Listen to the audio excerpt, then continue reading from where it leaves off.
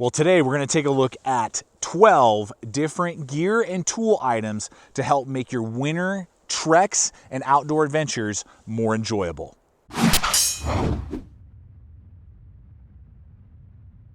Well, that's right, folks. Welcome back to another video here at Gideonstactical. Thanks for joining me today here in the beautiful backcountry, but it's winter time. It's November 1st when I am filming this. We've recently just had a crazy storm here in the Rocky Mountains. When I arrived at my spot where I'm at today, it was 21 degrees. We got snow all over the place, and it's just the kickoff to winter. So in this video, I just want to break down 12 different gear options, gear items, and tools that I use that help my winter outdoor adventures, regardless if I'm hiking, snowshoeing, day, hanging out, camping, if you will, overnight camping, if you got the guts to do that, whatever it may be. I want to share with you this quick list to hopefully help you better enjoy and get the most out of your time in the backcountry when the temperatures drop, and particularly when the snow comes in. But there's also one thing at the end of the video that I need your guys' recommendations on that I feel is lacking in my winter trekking experience. And it's a gear item that I hope you guys can point me in the right direction to. So stay tuned for that at the end of the video. So one of the tools that sees a lot of action in the wintertime for me is the stainless steel version of the Mora Garberg. Mora is super well known, iconic, ultra reliable blades at great prices. And even for what you're getting, it's a very decent price. This is made in Sweden out of Sandvik 14C28N steel, 90-degree spine, 4.3-inch blade, Scandi grind, just a hair, I believe it's 0.13 or an eighth of an inch thick, 0.12, full tang, which is a little unusual for Moras, so it has extra durability. I think most Moras don't really need it, but really the stainless capability, and then a really nice polymer sheath with lots of mounting options, or they do have a leather option for under 100 bucks. They usually go between 80 and 100 is the normal going rate for these blades because of the stainless steel capability, meaning that when I put it down on the snow, I don't have to worry about carbon steel rusting.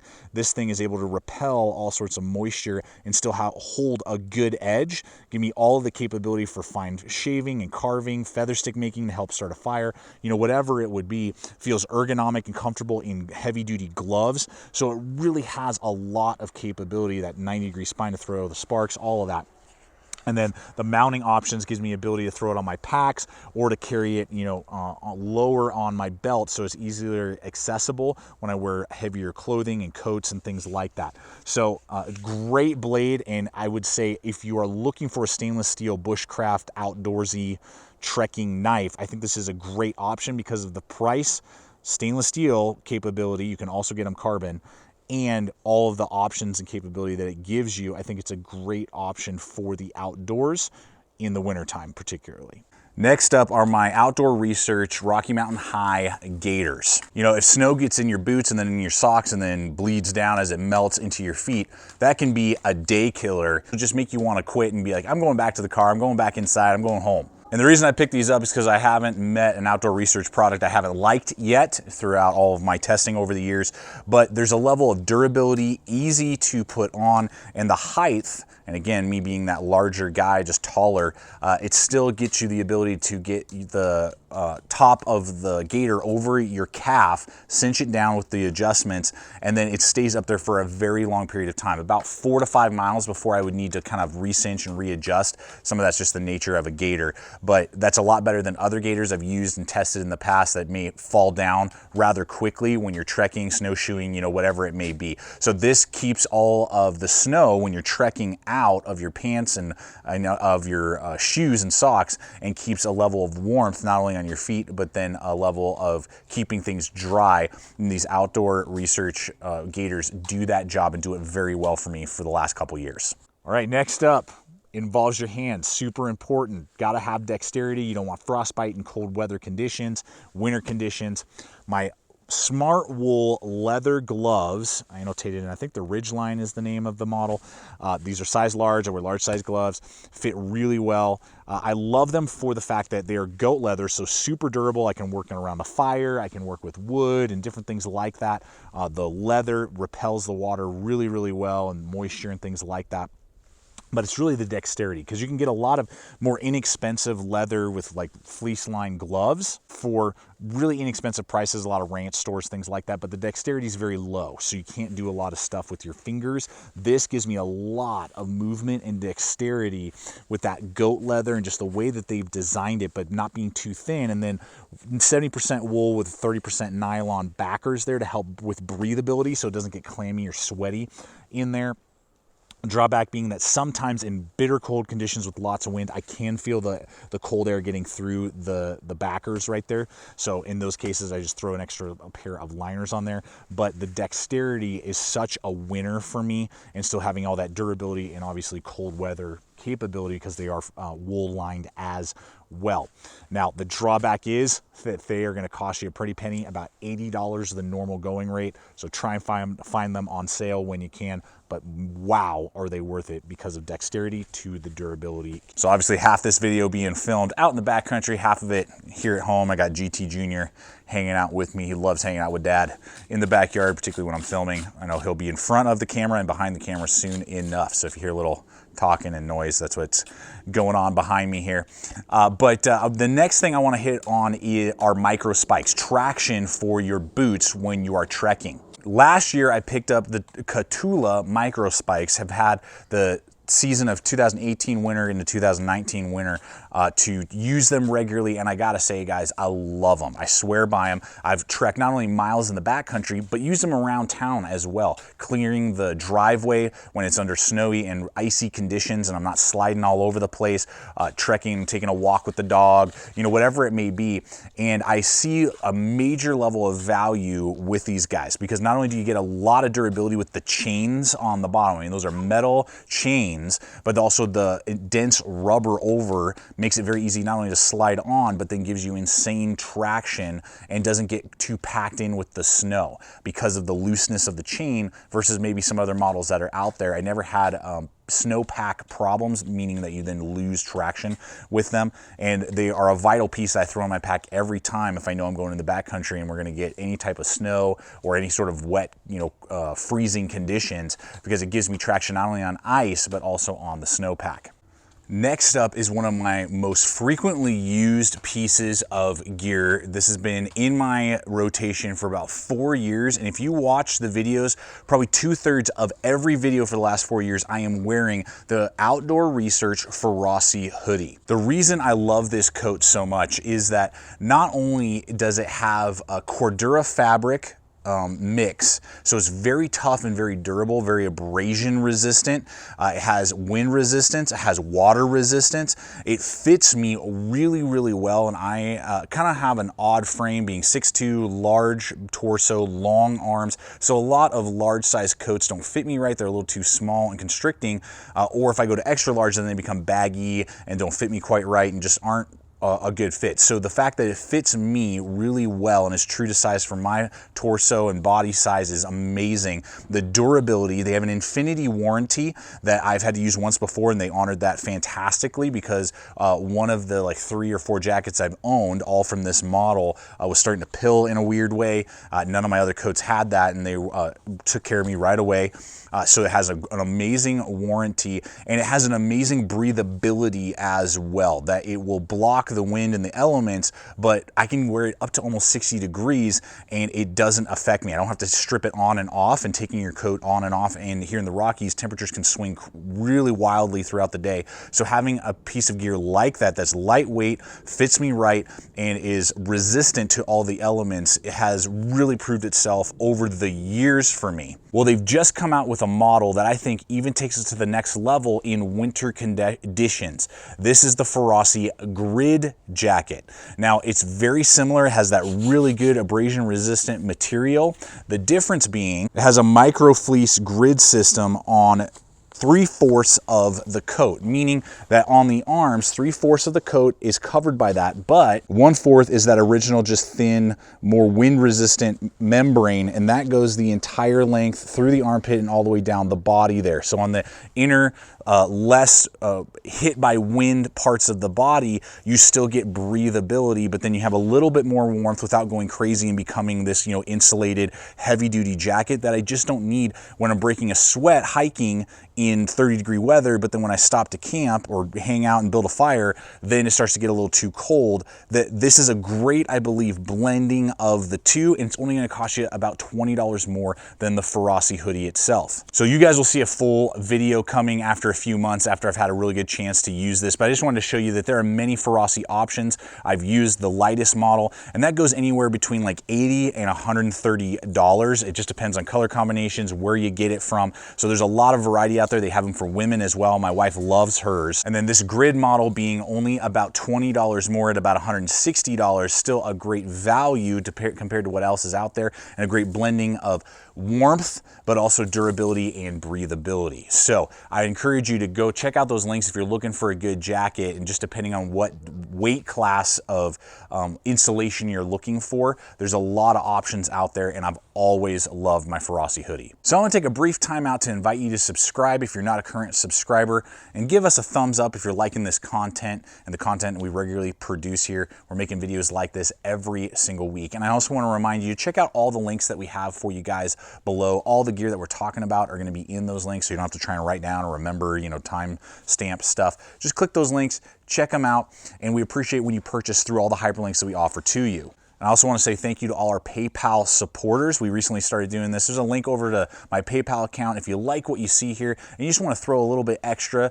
towards the cause and towards the content, you know, $5, $10 here and there. We really appreciate it. It helps me get out here, continue to make the content, go out and purchase much of the gear that you see here, even like this jacket, you know, that we're going to see a video on coming soon, and that we're going to talk about throughout this video. It just helps me to continue to do what we do. So regardless, if you're just a viewer and you like thumbing up and, you know, subscribing, if you purchase through links, or if you support through PayPal, I just want to say thank you. You guys are amazing, and without you, content like this doesn't exist, and I appreciate you guys so much. Next on the list is the Pocket Rocket Deluxe. When I go out winter camping or hiking or trekking or whatever it would be, I usually will carry some sort of small pocket stove like this, because I like to have a hot cup of coffee or tea when I'm out in the backcountry. It's a great way to have a good little cookout, particularly if you're moving and going and you don't have time to build a fire, or possibly the conditions are too rough for a fire. So this is a great option, and the reason that I will recommend the Deluxe is because not only does it have an igniter switch, though I'd always recommend having a backup source in case that little switch was to get damaged or not function properly. So it just means with gloves on, it's very easy to ignite, but it has a regulator in here, so it will actually perform extremely well in colder environments. It's designed for colder environments, as well as just more efficient burn times overall. And man, I was able to get 8 ounces in under a minute. I believe it was 45 seconds, or it was a minute and 45. I'll annotate in and I'll be running the footage in 10-degree weather. I left this out overnight with the pod and everything. 10-degree weather, and this thing was a monster. So it's a pretty penny at about $70, but man, for cold weather, if you're gonna be doing a lot of winter stuff and you want like a pocket-sized fuel canister-based stove, the Pocket Rocket Deluxe from MSR kills it. Next up is the Gobspark. I love this fire steel because not only can it start all of your stoves, like we talked about a little earlier, things like that, but it will help you start a fire. And what makes this a little bit different than other products that are out there, and particularly like my fire steels or some of the basic ones you'll find at any sporting goods store, is that this thing has a very large rod, but also a very good grip for particularly dexterity issues. You know, as it gets colder, your dexterity usually starts to drop. Oftentimes you'll be trying to do this with gloves on, so trying to do it with like some finger, you know, sized striker is not a good option. So this thing, even with good thick gloves on, is very easy to manipulate, even with low dexterity, regardless if it's because of the cold or because you have gloves on. So these Gobsparks are over at gobspark.com. I will have a link for these below. They're about $20, so they're a little bit on the high end for a fire steel, but this has lasted me for years. I use it regularly. It goes in my survival kit year round, but is used a lot more in the cold weather conditions. Next up are Nalgenes, and not just any Nalgenes, my 48-ounce Silo Nalgenes. I love these things, and they go with me in the colder environments in the wintertime, because you still got to stay hydrated. You know, you can't forget about that. Even though it's colder and you may not be breaking a sweat as much, sometimes here in the Rockies you even get dehydrated even faster in those cold conditions. But you don't have to worry about bladders. I don't usually take bladders in the wintertime just because they can freeze up, and if there's leaking, then, you know, just really bad stuff. It doesn't dry out, you know, and freezes on your packs and gear and things like that. So I can get almost 100 ounces if I just rock 2 of these on my 2 side pouches on my backpack, and I have the quantity of a water bladder, 100-ounce water bladder, but I have the durability of a Nalgene. So I always go with these guys, and they are vital to enjoying my cold weather treks and excursions. Next up is a gear item that you may not think is that vital, but that I have found is essential to enjoying the outdoors that much more when I am in cold environments, and those are knee pads. The lightest, simplest, most inexpensive knee pads you can pick up at any hardware store really help out a lot in getting you off of the snow, off of the mud and gunk, and having the cold sap out your energy, sap out your heat.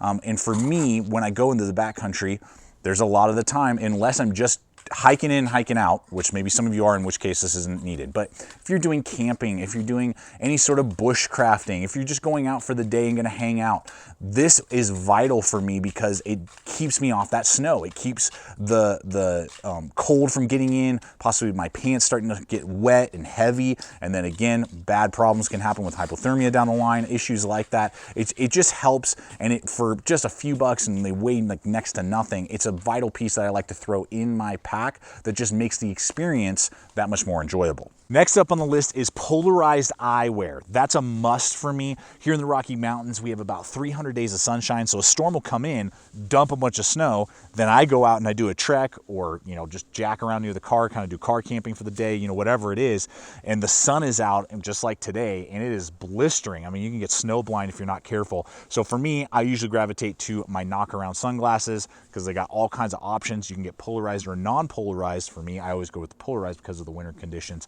that we always experience. So I've been using these for, I think, almost 2 years now. They're cheap, 30 bucks or less, and they have lots of different options, color combinations. They sell on Amazon now, so those will be in the links, but also you can go over to the Knockaround website through the links that we offer to you as well, so you can build your own. You can do all sorts of different limited run stuff. They have a lot of sales going on, buy 2 get 1 free stuff all the time, stuff like that. But polarized eyewear is super important to me for my winter excursions, and I would definitely look into that if you don't currently have a pair of polarized sunglasses. For me, I go with my Knockarounds because they won't break the bank and they perform really well. Another phenomenal tool for the outdoors in the wintertime is the Estwing Sportsman's 14-inch hatchet. This is the larger. They do have a slightly more compact version as well.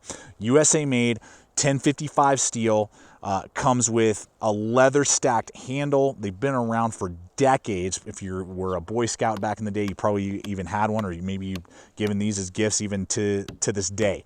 But for the price, which you can often find these for about $35, you're getting an epic hatchet that's very tough, very durable because of the full tang head and then the leather stacking on there. So it's going to last a very, very long time. Comes with decent edge geometry. You can easily tune that up, holds its edge decently, and for just minimal amount of price and not too much weight, it has a huge punch, because when you're in the outdoors, during the wintertime, there's a higher probability you're going to be building fires to stay warm, and you want to be able to process a lot of wood. They get off of eBay a Badger leather snap over sheath for that. That's awesome as well. And that's a perfect touch. So now for $55, I have an epic hatchet. But the reason that I gravitate more to this in the wintertime as well is because you usually don't go quite as far, particularly if there's snow in the colder months. You know, you're not going for a 10 or 20 mile hike like I do in the summertime. So I can carry a little bit more weight because I'm not going as far. And the value of having a really heavy duty hatchet like this, because I am doing more fires to keep warm, whereas in the summertime often there can be fire bans and those type of things. So these Estwing, regardless if you go with the 12 or the 14, I gravitate more for the 14 just because of more power and larger size. Definitely a vital tool for those winter treks and outdoor adventures. Now, what about the footwear? I am now on season 3 with the Vasque Cold Spark boots, and I gotta say, I swear by them. I love these things. You're gonna get a good level of durability, but there's not these huge clunky boots. So you have a level of nimbleness that you don't always see with full on like insulated style boots. Now these are M3 or 3M Thinsulate. It does have that, as well as a good water repellent and good teeth for traction, and then comboing it with the Kahtoola Microspikes. I mean, it's an unbeatable combo. And I've been down into 0-degree weather. A lot of our treks will be like 6 degrees in the morning, and then it ends up being like 20. And regardless if it is a really frigid snowpack day or more around like 30 to 45 degrees, and the snow hasn't been in for a little while and there's dirt around and mud, these are still nimble enough and not so warm that you start overheating or anything like that. And it gives you a sense of flexibility, very similar to just a good style backpacking boot. So I really like these Vasque. They're holding up very well, but they give me a good level of insulation and durability that I'm seeing with these Vasque. They do have men's and women's versions of this particular shoe. All right, guys, moment of truth. This is where I need your help and your recommendations. I look forward to hearing these comments, so leave them below. I don't feel like I have a really good system for my pants. Now I have like snow mobiling or like ski pants, which are fine, but man, they're really loud, they're really cumbersome, they're super insulated and really waterproof, but they're not ideal for like hiking in the backcountry. So what I usually tend to do is wear like tights and a base layer, and then just put on my regular like summer hikers, because at least when they get wet, they dry out pretty quick. But I know that's not ideal, and particularly as I get into more like maybe snowshoeing and just trying to go deeper into the woods in the wintertime, I want something that is flexible, mobile, but will basically reflect and not allow any of the moisture from the snow to come in and get absorbed into the material, and something that will also block the wind. Insulation is secondary because I can always wear a base layer. That's not as big an issue, but I need the durability but flexibility to block wind, block moisture, and also be able to, hike miles if need be, ideal for maybe snowshoeing and those type of things. So let me know what your recommendations are, maybe pants that you are currently using that you really enjoy, that you feel might fit that niche. So with that, folks, that's the list. I hope you've enjoyed it. I hope it has helped you out, giving you some ideas, some food for thought.